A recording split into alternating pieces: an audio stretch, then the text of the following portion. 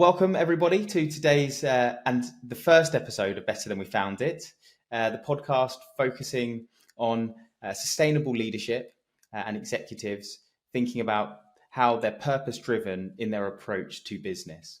I'm absolutely delighted to be joined today by Sarah Ratcliffe, who's the CEO of the Better Buildings Partnership, and I'll give Sarah an opportunity to introduce herself and who they are later. But as this is the first episode, I thought it was good to just introduce Better Than We Found It, who I am and what the purpose of the podcast is. So I'm Josh Huggins, I'm the host, and I'm the founder of a company called GS2. We are an executive search and talent solutions organization that focus on the sustainability and ESG functions. We also work with purpose-driven organizations to recruit their leadership talent. And the purpose of Better Than We Found It is to underline our own purpose, which is the critical journey that we're on to connect the people who believe in leaving the world better than we found it. So today's guest, Sarah, I thought was a great start for the podcast, and I'm really happy to have you here, Sarah. So welcome and thanks for joining us today. Not at all. Great to be here, Josh. I know that the podcast has been a long time in the making. Us actually sitting down has also been a long time in the making, and a few rescheduled appointments. So very happy to get you and catch you before your summer break. So thank you. And for the listeners who don't know who you are, and I'm sure most do, would you mind just giving a bit of an introduction into who you are, who the BBP are, and what your role is within the organisation? Brilliant. Thanks, Josh. Yeah, so I'm Sarah Ratcliffe. I'm the CEO of the Better Buildings Partnership. The Better Buildings Partnership is a membership organisation. Its members are commercial property owners. We have 54 members, and between those 54 members, they have just shy of 300 billion worth of assets under management in the UK.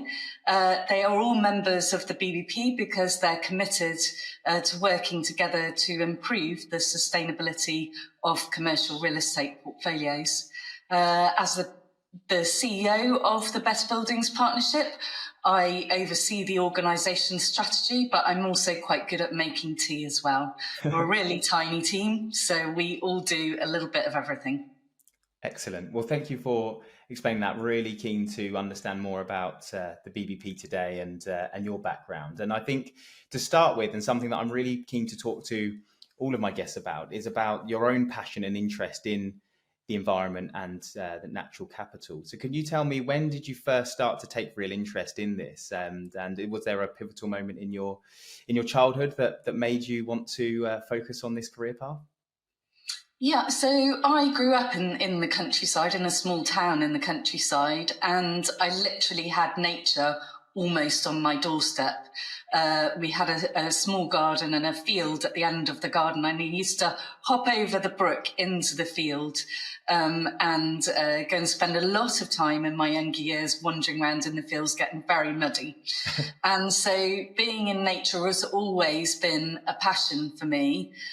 Probably a really significant moment for me is when developers came in and wanted to build on that field at the end of our garden. And in my early teens, we tried unsuccessfully to stop them doing that. And I can remember that public meeting to this day. So that was really my very early memory of not only being connected to the environment, but also wanting to do my bit to protect it. Sure. And what was the reasons that you were giving? How were they overcome by the developers to actually still build? Yeah, I mean, do you know what, Josh? It's an awfully long time ago. I can't remember, other than it was a housing development and there was a lot of need for local housing. Yeah, but it was a particularly biodiverse field, which I think was the sadness about it for me, is that there was a huge amount of biodiversity that was lost. So I still look back and feel a little bit sad about that, but also learned an awful lot from the process of how you can engage the public in a discourse on environmental issues. Sure, absolutely.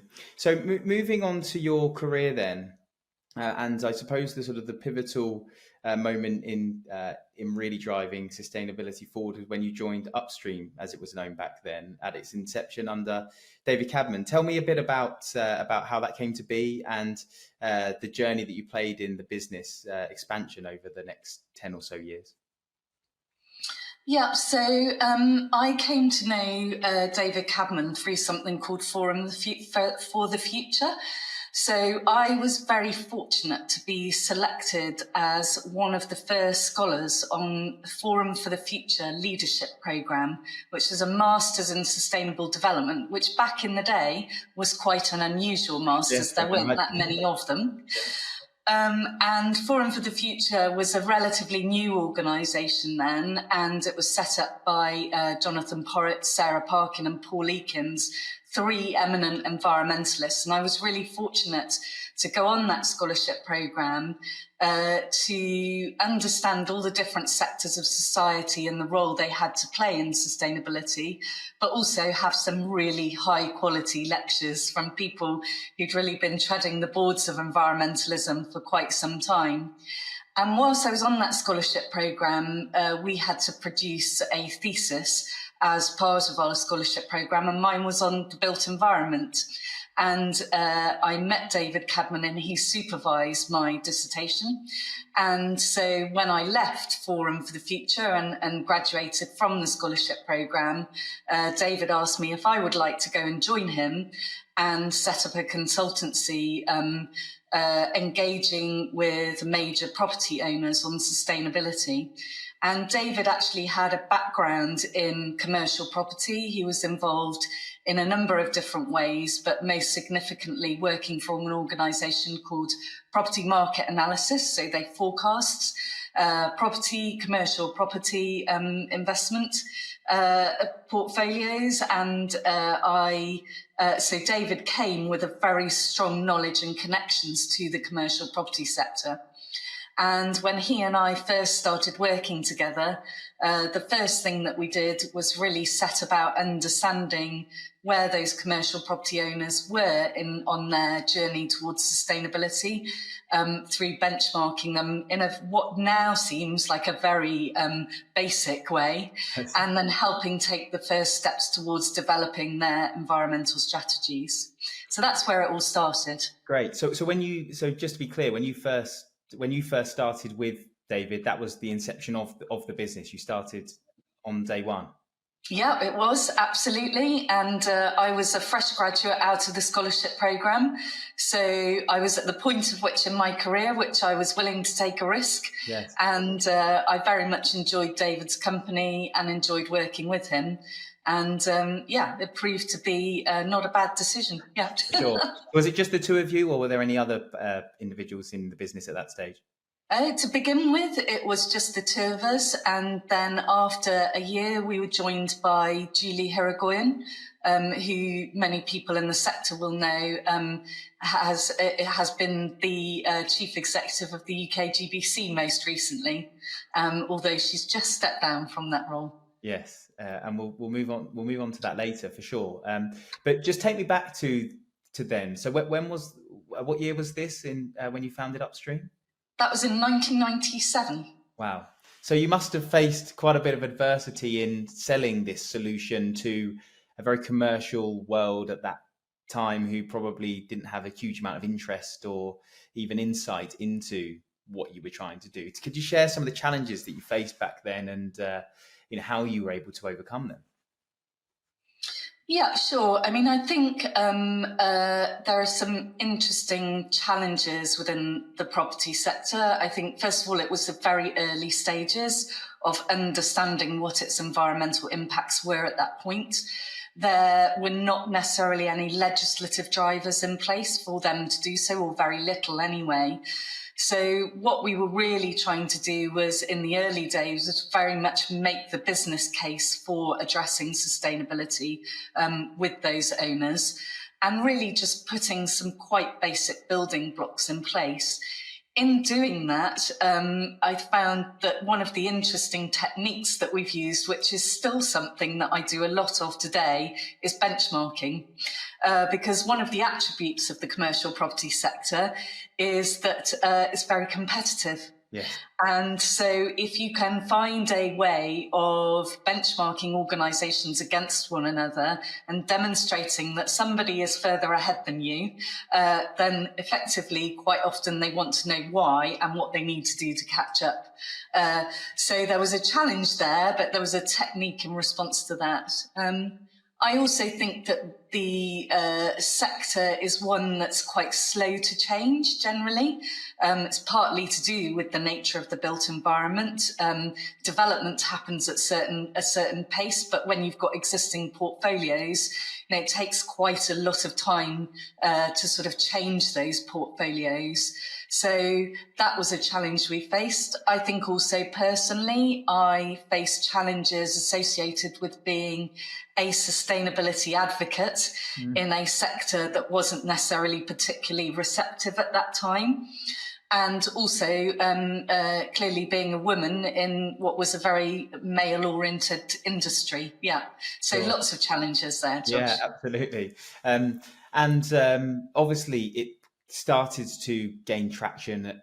When was the tipping point where you realized that the gamble that you had made in terms of joining the business was changing to the momentum that you were seeing with clients actually understanding this and coming on board, procuring your services to help them deliver? Did you remember a tipping point where that was the case?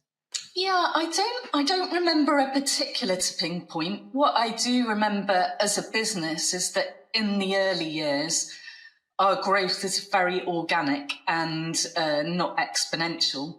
And then I think probably about 5 or 6 years in, we suddenly started to get a much bigger demand for the services that we were providing as upstream, and our team expanded quite significantly. And I think that was a point where, you know, we sort of realized that we needed to upscale the business to respond to the demand. So I think, yeah, maybe after the first sort of 5 or 6 years that kicked in. Sure. And what did that mean for your career, from joining as a recent graduate to being a founded member of that business? How had your career advanced, and what opportunities were given to you around leadership or kind of management of people? Yeah, so I think there are a couple of things to say about that. The first one of which is that I have a huge amount of respect for David Cadman, who set up the consultancy, because taking on me was a risk also for him. David was incredibly generous and supportive, and an amazing mentor to have in the industry, and had no qualms about putting me as a fairly young, early career individual in front of senior people that he was engaged with in the industry. So I have a huge amount of respect for him in doing that. But that was also an incredibly steep learning curve. So to be taken out of effectively what was a fairly academic environment and then put into an environment where you're dealing with people at sort of CEO and board level at a very early stage in your career, you learn very fast how to engage at that level, and also how to present yourself and present the evidence that you have. So that was a real learning point. I think the other thing was that we started off the business together and we grew the business together. And so I learned an awful lot, not only about sustainability and talking to clients about sustainability, but also how to grow, manage and develop a business. Sure. And I think that's a really key point I'd like to get into in a bit more detail, is that, I suppose, mix between being purpose driven, but also using a commercial understanding to drive that purpose even more. And I know in the conversations that we've had previously that you mentioned that was one of the key reasons around the eventual acquisition by JLL. So if we can move on to that. So you say sort of 6 years, you started to see momentum was shifting, 4 more years, and then you were eventually acquired by JLL. Tell me more about that process, how it came to be, and what that was like for you as one of the founders of the business to go through that process. Yeah, sure. I mean, it was a big decision for us to take. We'd grown the business quite significantly. We had a huge amount of emotional capital invested in the business. But I think one of the things about Upstream was that we really recognised that in order for us to mainstream sustainability, we really needed to work with an organisation where we could embed that within the core industry. As a consultant, you're quite often sort of giving advice from the outside, and I felt, we all felt as if we needed to be sort of inside the industry, and it was a hugely compelling case for us to join together with an organisation like JLL, not only to utilise our sustainability expertise to grow the consulting business, but also to embed sustainability within what is a global real estate advisory business. So there was a huge opportunity there, and it felt it was an important part of the journey of embedding sustainability within the real estate industry. Sure. And were there other parties interested? Was it just JLL? And if so, what made JLL the right business to sell to? Because clearly there were competitors of JLL at the time. So why did you choose them as the partner to go into business with? Yeah, I mean, for sure, there were other organisations who were interested. I think when looking at the prospects, you know, there were a key number of things for us which were really significant in terms of our decision to work with JLL. The first one of those is you have to be convinced that the leadership is committed to sustainability. The second one of which is that you need, we were very clear that we wanted to ensure that this wasn't only about them growing the consultancy, it was about them embedding sustainability within their core services. Sure. And the third one of which is that you have to be sure that they are going to back up both of those principles with the resources and the infrastructure to enable you to realise that potential. Sure. So what was the size of the business at that point when you sold in terms of headcounts? Yeah, it's a little while ago, Josh, but I think we were in our sort of mid to late 30s in terms of the number of people we employed. Yeah. And then it went up fairly swiftly after that to about 40, 45 people. Yeah. Sure. And at that time in the market, were there any other consultancies doing what you did? Was it a competitive market, or was it just you? It's a good question, actually, Josh. Yeah, I mean, there were other consultancies advising on environmental issues within real estate and property. Yeah. I would say that they tended to be advising on individual projects or developments. And there wasn't much strategic advisory, so sort of board level engagement and portfolio wide engagement going on at that time. I think that landscape is now very, very different. Yes. Yeah, but at the time, we were sort of one of a very small number of sustainability consultancies who operated at that strategic level with the clients that we engaged with. Yeah, absolutely. So we've spoken about it. So the business was founded with two very purpose-driven individuals. You've had huge success. You're making the waves in the industry, and then you're acquired by a global, commercially focused organization who have made promises to do the right thing. But I suppose there's always a difference between what's promised at the beginning and how it plays out. How did you find moving from a small independent business into such a large global organization? And tell us about what happened when you landed in JLL. Yeah, I mean, it was a really interesting time, Josh, for a number of different reasons. The first thing that we found is that there was a big culture shock when you join two organizations together, one which is a very small purpose-driven organization, together with a large kind of corporate, which has been established for many, many years.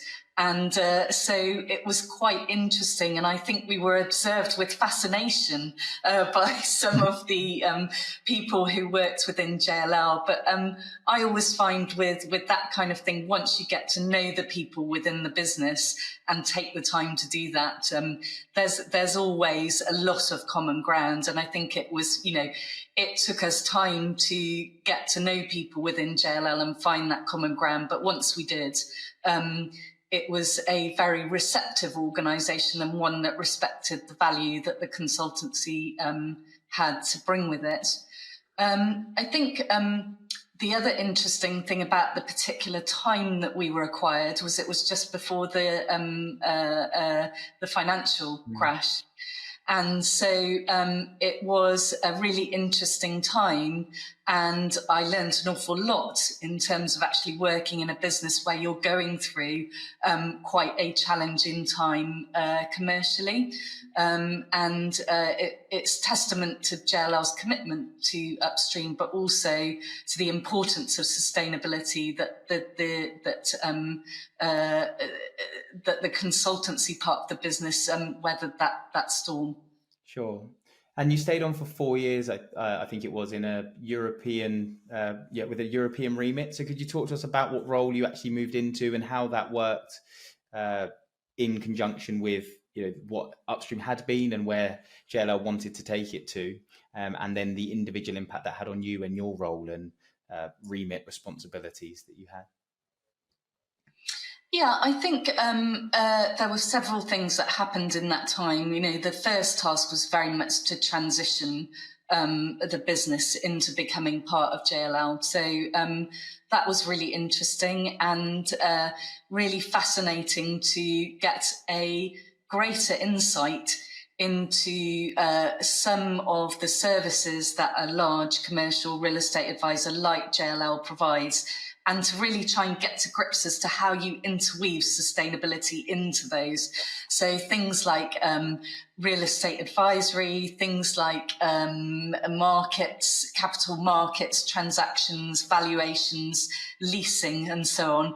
All the core functions of a big real estate advisor like that. So there was a really big steep learning curve in that respect, and I really enjoyed getting to know those different parts of the business and working out, thinking about, how does sustainability fit there? So that was really interesting to me. I think one also becomes part of a much bigger business. So as part of the role that I had within the business, I took on responsibility for engaging across Europe as well. And so that is an insight into how different contexts are in different geographies. Sure. And what the different drivers are and how you have to pivot what you do to be able to, first of all, reflect what those drivers are and speak to those particular markets. And then, of course, internally, one gets involved in much the larger mechanisms of decision-making within a large organisation. So, for example, sitting on the Global Sustainability Board and getting involved in that was all a really fascinating process. Sure. Yeah. And I suppose probably a world away from you and David is probably in a small office somewhere at the beginning, wanting to take on the world, and then actually being in a place where actually feel as though you can make some pretty big, sizable changes in the industry. It must have felt good for that to have come sort of full circle. But eventually, it was very exciting. It was a really exciting time, and I think that was one of the really great things about it. It was really exciting to be able to see the potential and then be able to work with people in JLL to try and realise that. Yeah. Sure.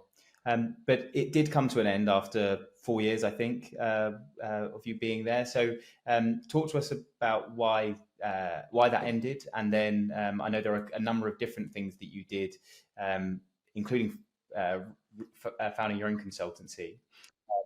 What happened there? Tell us a bit more about that.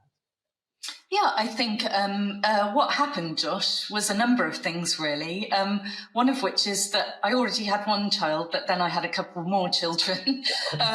So obviously there was some time out of the business there in terms of having my children and being able to spend time with them, obviously, while I was on maternity leave. my father was also unfortunately ill during that time. So I had a lot of personal reflection during what was, quite a lot of change in my life. And it was at that point really that I decided to step away from the business and go and explore pastures new. Yeah. So I think initially, partly because obviously I was a mother to 3 very young children at that point, I decided that I needed to do something that fitted in with those children. So running my own consultancy gave me the opportunity to have a little bit more control over the work that I did. So that was really important. And also I was given the opportunity of doing some lecturing with what at the time was Cass Business School's, now Byers Business School, to lecture their real estate masters students. And that was really interesting to me because I've always probably based on the opportunities and experience that David Cadman gave to me, I've always really felt it's so important to nurture emerging talent and future generations and to bring them into the industry with a knowledge of sustainability. Sure. So that was something I did for several years. And was that was a real estate focused qualification that they were doing, but you did a module that was purely focused on integrating sustainability within that. Is that right? Yes, that's right. Yes, it was an elective module that I was teaching to students as part of the real estate school who were learning about either real estate or real estate investment. And it was an elective module. And I also supervised sustainability related dissertations for students who were looking at that as part of their real estate masters. So looking, I suppose, reflecting back to when you you focused on your sustainability qualifications, and then at this stage where you're starting to then lecture and support, how had you seen a shift in the number of people that were interested in this or talking about it? Had there been, was there more interest than there had been before that you noticed? Yes, I think during the time I was lecturing, I did actually see quite a significant shift. So when I began lecturing, I think there were a lot of people who were coming onto those master's courses who hadn't perhaps had a good grounding in sustainability in their early education. And so in the early years, it was quite a lot of bringing the students up to speed about why sustainability was important for real estate and how it needed to be integrated into decision-making processes.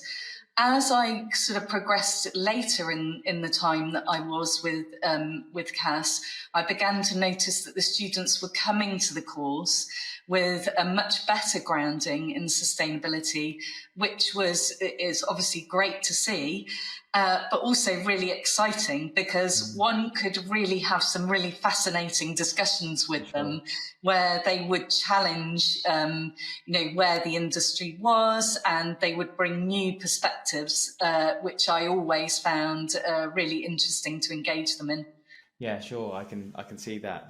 That sounds really interesting. I think that and that momentum shift is something which obviously into 2018, 2019 has continued to skyrocket that we'll come on to. But you also mentioned earlier around property market analysis and the UK GBC with Julie. And I know that you've worked with both of those organisations in some of that time as well. So, and then also the board member role that you've mentioned to me that you had. Could you just explain a bit about your roles within each of those? Yeah, so the Sustainable Development Foundation, the role came about there actually because I'd known the director of the Sustainable Development Foundation, John Bootland, for a very long time. And the Sustainable Development Foundation is a really interesting organisation because what they do is help support small organisations who are trying to get themselves off the ground in terms of sustainability. but don't necessarily have all the support functions that they need around them. So really simple things like having a financial administrator or somebody to help them kind of engage with communications or marketing and things like that. And the Sustainable Development Foundation is an umbrella organisation under which a number of small organisations sit. And the idea is the Sustainable Development Foundation helps incubate those, and then they set off on their own. So in its time, it's helped support organisations like the Good Homes Alliance, the Passive House Trust, the Association for Sustainable Building Products, and the Sustainable Traditional Buildings Alliance, for example, just to mention a few. And it's a really great organisation to work with because it's all about trying to let organisations grow and develop their own wings and support them in doing that. So it's a really great organisation. The work I did with the UKGBC was relatively limited to a small number of projects, but really using the knowledge that I had of the commercial property sector to help them with a couple of projects that they were running. And then the work with property market analysis is more recent. And I'm really interested in that because, again, it's about mainstreaming sustainability. Sure. And one of the reasons it's interesting is because one of the challenges we have with the commercial property industry is when we try and value sustainability, the transactional market means that it's always backward looking. So it's always based on transactions that have occurred in the market. And so it's not so easy to price in risk. Yeah. And what interests me about property market analysis is how you can forecast that going forward. So how you can look at future risks and opportunities and bring that into investment decision making when you're structuring large investment portfolios. Sure. And I suppose with the regulatory landscape ever changing and evolving, that's from a sustainability perspective, that's an extremely difficult thing to do for these large asset managers and owners to understand where to put their capital. I understand that PMA play the part in supporting those organisations to give them more up-to-date and concrete advice and guidance on what they perhaps should be considering. Yeah, that's right. Yeah, it is very difficult. You will be aware, Josh, that sustainability is literally moving every second of the day in terms of our knowledge, our understanding of the risks and opportunities.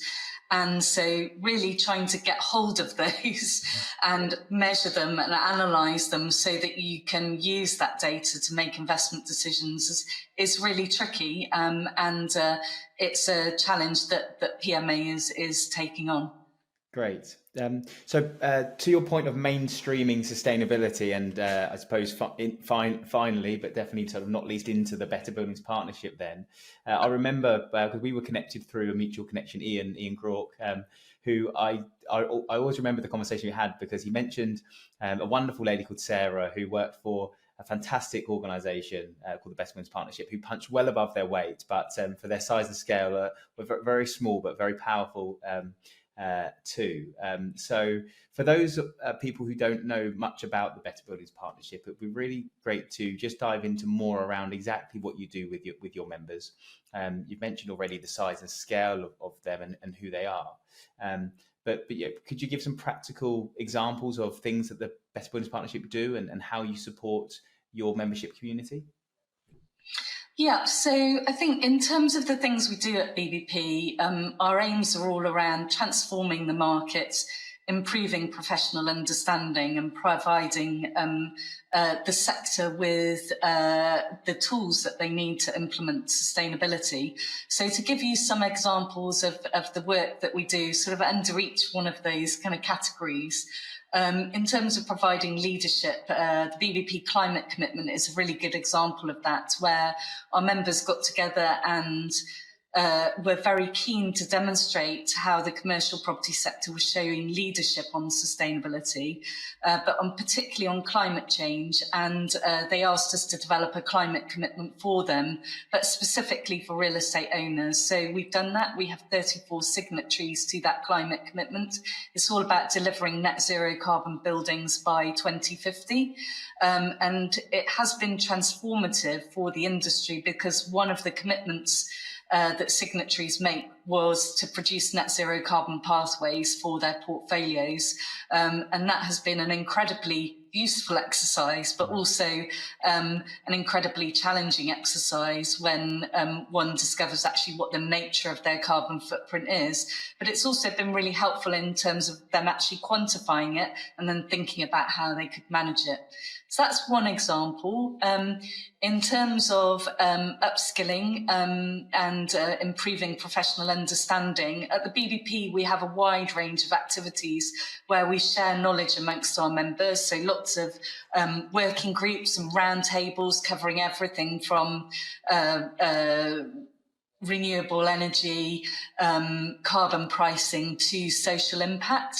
But we also, for example, were asked by our members to help facilitate the development of an ESG training course, particularly aimed at commercial real estate professionals who worked really in terms of managing large portfolios of assets, because they identified that there was a real gap in the industry there.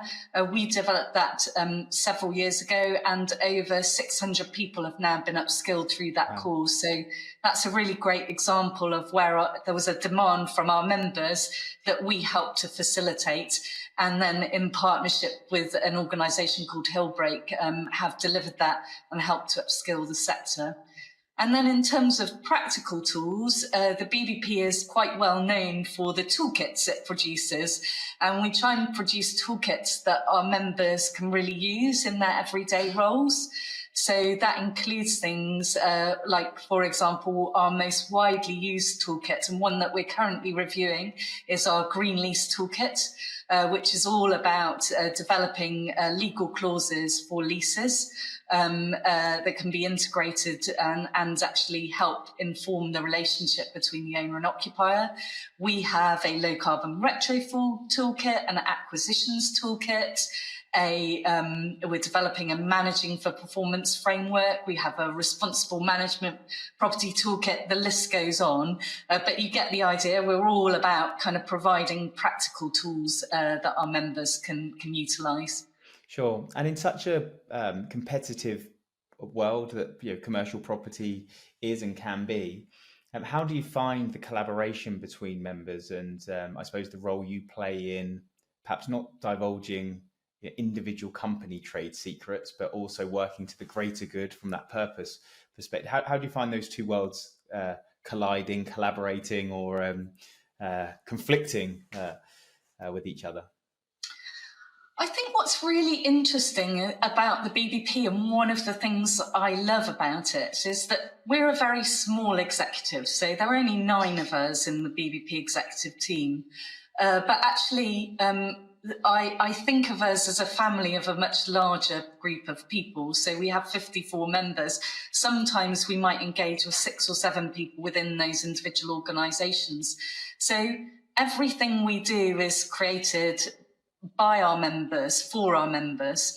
And what that means is that there's a very strong spirit of collaboration, but it's what I would also call competitive collaboration. Okay. So they're all collaborating together because our members recognise there's need for leadership, but there's also need for a greater consistency within the sector across all kind of different areas. But also, they recognise that there's a huge amount they can gain from one another in terms of learning from what each other do, how they go about it. And yes, of course, there are times at which our members choose not to share because they're trying to get competitive advantage. But usually when they have produced something that's given them competitive advantage, they will then come and share it, and then hopefully share their experience of developing those things with our members to try and encourage whole industry transformation.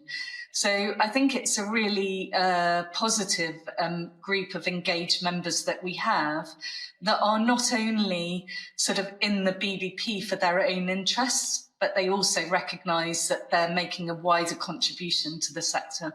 Sure. Great. Well, that's really good, promising to hear.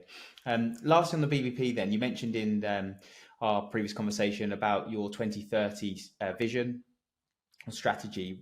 Could you share some of the key highlights of this and where you hope the BBP to be by 2030? Yeah, so it's quite interesting, isn't it? When you set out a strategic plan for an organisation, how far ahead do you think? Yes. And one of the things we were finding at BBP is that we were getting a huge amount of demand for what we do from our members. And that's really valuable. But what we really felt we also needed to do was double down on a longer term vision to make sure that what we were delivering at the BBP wasn't just reactive, but was also looking much further forward into the future about what the sector needed to do. So we very much engaged with our board and with our members to develop that vision. And we have three kind of core principles around that vision. The first one is all about delivery. So we chose 2030 as the date for our vision because it's recognised that we have to reduce our emissions by 50% by 2030. So our first principle is all about delivering on that. So there's a lot we've got going on in our vision, which is about really sticking really hard and being very tenacious in terms of making sure that those targets for 2030 are embedded across the whole investment life cycle. So whether that's acquiring a property, managing a property, developing a property, or indeed engaging with occupiers, we're all about delivering on that vision and focusing on impact. The second principle that we have, which takes us outside of our core membership, is about upscaling. Okay, so our BDP members are large in influence. You know, they've got about 300 billion worth of assets under management, but they're not the only organisations that own commercial property. And so in order for us to meet those targets as a whole economy, the whole sector needs to deliver on those targets. And to do that, we've got to upscale our efforts. So it's always been a really strong principle of BBP to share everything that we do with the wider industry. So all of our toolkits, once we've developed them, are made publicly available.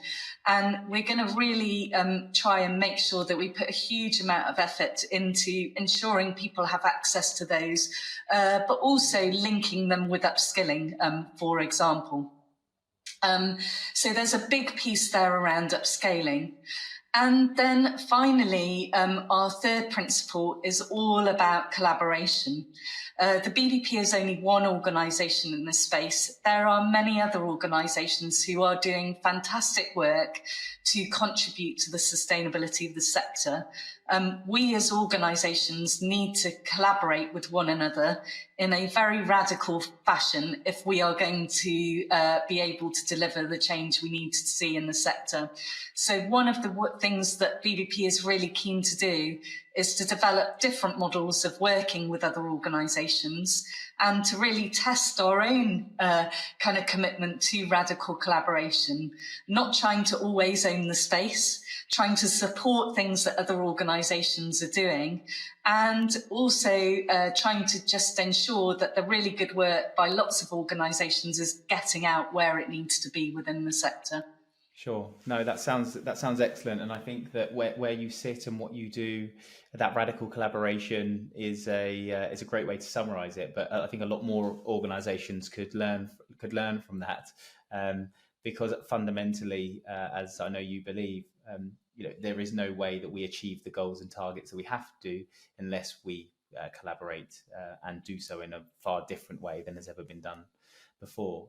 We could go into that all day, and I'd love to explore more around some of those areas that you're already doing, such as neighbours and other things. But maybe that'll be for part 2 that will have to come, because there's a few other things I'm keen to talk about before we wrap up. So moving on to sustainability and the industry and wider focus overall, I think it's really important that individuals and leaders understand the scale of the task, but also, as you mentioned, prioritizing what will have the most impact is so important. When you did your vision and when you think about the industry as a whole, how do you believe people should prioritize to ensure that they can have the biggest and greatest impact?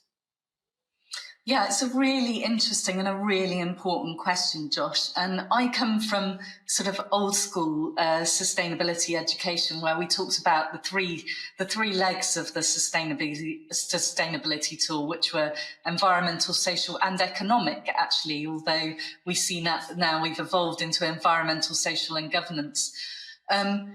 I think in terms of prioritising, and particularly we had this discussion when we developed our vision about the scope of the BBP's work programme. And I think that one of the ways in which we have done that is simply to look at the science and the urgency of the challenge. And in doing that, we arrived at having a really strong focus in our 2030 vision around climate change resilience, so both in terms of decarbonisation, but also in terms of adaptation and physical resilience. In doing that, of course, there are social factors in particular that come into play, and ensuring a just transition is really important. I think for our 2030 vision, we very much decided to approach sustainability through that climate change and resilience lens, but not losing sight of those other aspects of sustainability. So there has been a prioritisation there for sure. And I think we do that based on the drivers that we see and just the science and the news that that comes across our desks every day, in terms of the key challenges that there are out there. Sure. Thank you for explaining that. And yeah, I agree. I mean, there are a number of competing demands. I'm fascinated by the development around the nature piece, and how, climate change and nature are, the two sides of the same coin. Obviously, the incoming TNFD regulations are going to really shake things up, and a whole new classification system is going to need to be developed to understand what are we actually talking about. When you think about carbon, I think it's quite clearly and well defined now, but nature takes a whole nother topic that commercial businesses perhaps haven't had to consider.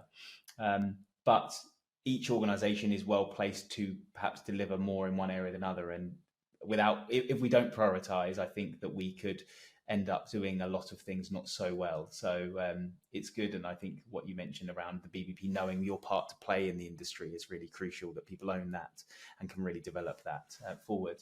So moving on to my last couple of questions that I'm going to be asking all of the guests that join Better Than We Found It. I'm really keen to understand, for you, by the end of your career, what would you like your legacy to be, to show that you have left the world better than you found it? Yeah, golly, that's a really good question. I think for me, it's all about mainstreaming sustainability. It's all about, we often talk in sustainability circles about, I would really like to put myself out of a job. And so when I'm at the end of my career, I will obviously be out of a job, in that I will be retiring. But I hope that where the sector will be that sustainability skills are embedded across different roles and responsibilities within the industry, and that the responsibility and the accountability for delivering sustainability goals lies with a much broader range of people, other than just the people who are heading up sustainability teams. So I think in relation to people, that's where I would like it to be. I suppose in relation to the industry that I work in, I think the BBP does do what it says on the tin. And I would like to, by the end of my career, see a lot more better buildings in the world. Yeah. Great. Yeah, I mean, I've taken a few things away from the conversation today, but the two that really stick out is the mainstreaming of sustainability and the radical collaboration that's needed. So those are certainly going to stick with me. And if it's okay with you, I'm probably going to steal them for a few other conversations that I have with organisations when we're discussing sustainability. So to wrap up, Sarah, clearly the BBP are a fantastic organisation, and I'm sure some of the property clients that may be listening may be interested in finding out more about becoming members. If people wish to reach out to you, they may be interested in membership or just like to connect and learn more about you and what you do. What would be the best place for them to do so? Would that be LinkedIn, or can we direct them to your website? What would be best? Yeah, so as usual, BBP has a website, betterbuildingspartnership.co.uk. So do go and have a look at that website. There's a huge amount of material which will help people to understand who the BBP are, who our members are, but also all of our toolkits, guidance, etc., are available on that website. So do go and have a look at there. The BBP has a LinkedIn page, so connect with us there, and also obviously connect with members of the BBP executive, including myself, directly, and that will help you keep up to speed with everything that's happening. Wonderful. Well, look, thank you so much for your time today. I really appreciate it. And it's been a fascinating conversation hearing about your career and also the constituent parts within it. So I value it a lot. Thank you very much and look forward to catching up with you soon. Great. Thanks. Lovely talking to you, Josh.